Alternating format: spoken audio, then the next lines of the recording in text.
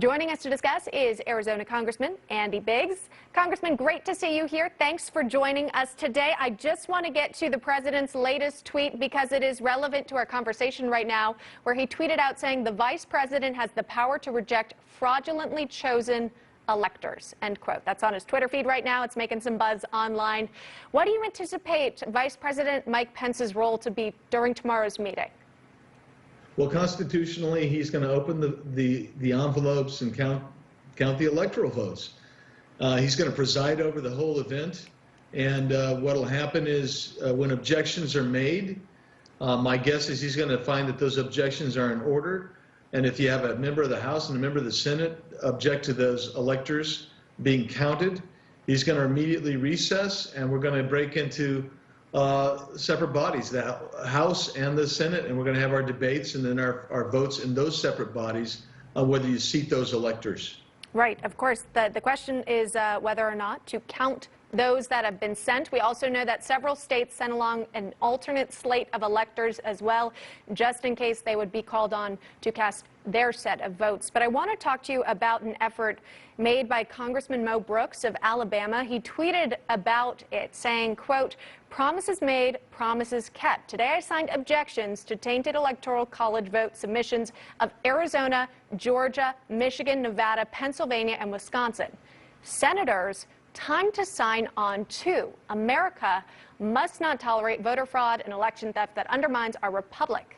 End quote. So he mentions a handful of states there, and yet we know that Senator Josh Hawley of Missouri has questions about Pennsylvania. But in order to get a debate, you need senators to object to more than just Pennsylvania if you want to change the outcome of these votes here. Do you anticipate having some senators join in on the House's efforts?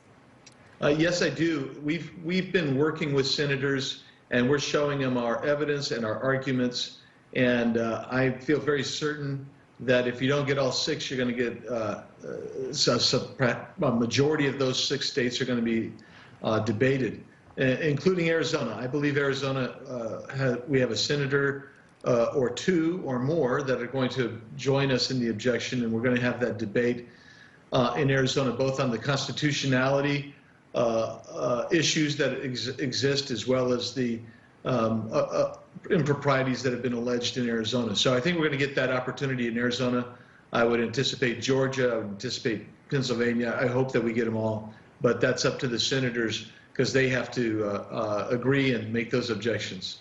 What's interesting is when you look to the Senate, there have been some Republican senators who've been outspoken saying that they do not support these efforts to object the Electoral College count. I think of Tom Cotton and Ben Sasse as well. What's going on in the Republican Party? Were you anticipating this sort of divide to take place? To be frank with you, I did anticipate that this divide would take place. It's unfortunate. I think some folks are making choices that that they're viewing it as being a principled choice. I view my decision as being principled in accordance with the Constitution and in accordance with my duty to explore election integrity and make sure that we have that. It's the most important institution in a constitutional representative republic like we have. And so if the reality is, I think that sometimes folks overthink this. I think that the Constitution allows for this process, and I think the Constitution almost demands that we make our case and try to make sure that we can preserve an election process that is honest and fair. And right now, I disagree with my friends, but some of them are my friends, and I wish that they would reconsider. In the meantime, we are watching the Georgia election take place right now. We've got those key Senate runoff races. Of course, the balance of power is at stake here. When you think about these races, what would be your message to those Georgia voters right now who might agree with you and say, something was up with this November election. Why should I vote today if it's just going to be the same thing? Because you know it will be the same thing if you stay at home. We've got a shot to change it. And they need to get out, and they need to, as President Trump said, they need to overwhelm the system with Republican voters voting for Republicans so that it's virtually impossible to manipulate or steal that election. I would tell them, please, whatever you do, get out and vote Loeffler and Perdue. All right, that is Congressman Andy Biggs joining us live here on the program. Congressman, we will be watching tomorrow. I think a lot of people will be tuning in. Congress is getting a lot of action with people watching and seeing what happens next. We appreciate you taking the time today, though, and laying out what we can expect. Thank you so much. Take care. Thank you so much.